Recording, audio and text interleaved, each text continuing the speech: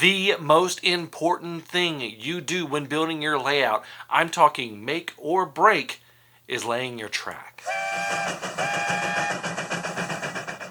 Hey everybody, my name's Jimmy. Welcome to Coffee and Trains. Today I'm actually drinking some Starbucks. I don't drink from the Mighty Mermaid that often, but occasionally I enjoy some Starbucks. If you want to tell me what kind of coffee you are drinking and have it featured just like these guys, you can leave a comment below and I might feature it. So cheers, guys.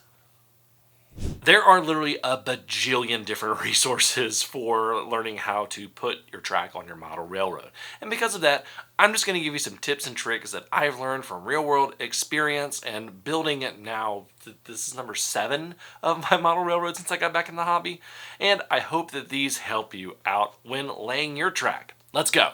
When transferring your track plan to an actual layout base, the easiest way that I figured out how to do this is to literally lay the track on there and mark where it is. Now this serves a couple of purposes. One, it'll give you actual spatial awareness of how your track plan sits, and 2, it's going to let you know if there's any problem points like clearance.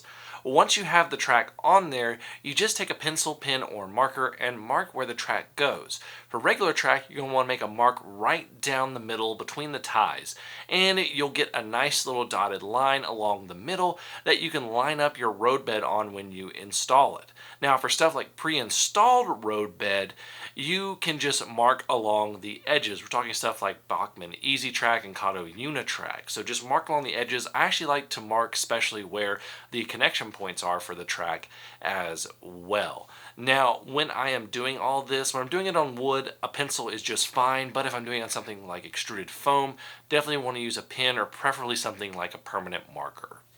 When you are planning your layout, if you have some relatively tight radius turns, you're definitely going to want to look at something like set track over flex track for those tighter turns.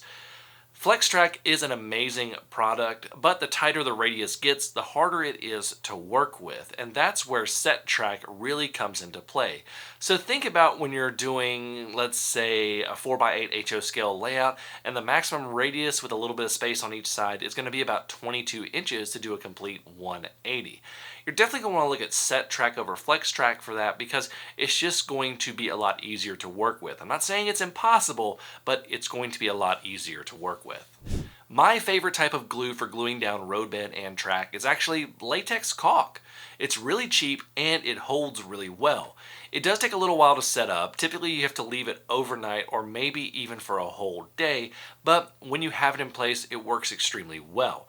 For regular roadbed and track, I just lay a long bead and then usually rub it nice and flat, and I'll put the roadbed on it, let that dry, and then do the same process on top of the roadbed for the track. If I'm doing something with a pre-made roadbed, I'll usually only put latex caulk at the connection points between the sections of the track. If you're in a bit more of a hurry, liquid nails is a great solution for this. It's going to get you that hold a lot faster.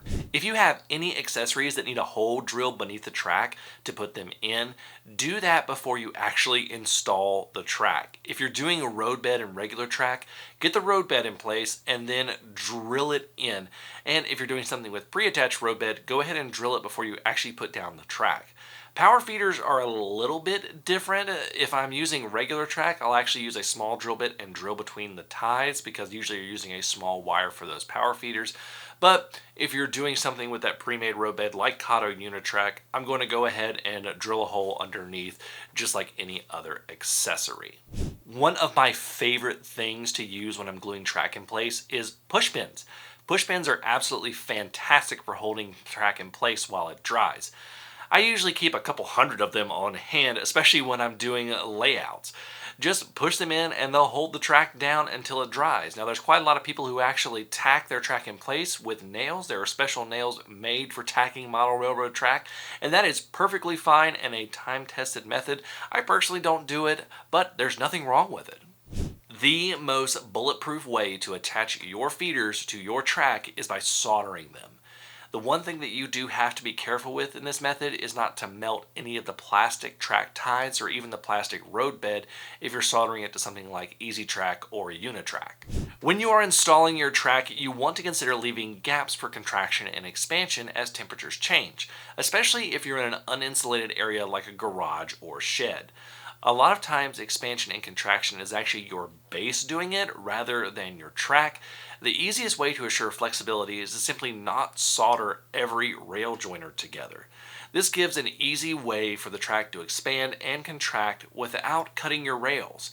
Just make sure you have those power feeders going to each side so that you don't rely on the joiner for electrical continuity. When I'm attaching feeders, if I have a long section of track without any turnouts, I tend to like to do them about every third piece of track. So think if I'm doing flex track and those are 3-foot sections, I'm going to have one about every 6 to 9 feet. If I have a bunch of short sections with a bunch of sidings and interruptions and electrical continuity like turnouts, I will literally put feeders at every siding and anything that is involved in a turnout. Two of the tools that I use the most when I am installing track are needle nose pliers and track cutters. These are really great for moving rail joiners into place and obviously cutting the track to size, which is especially good if you're working with flex track.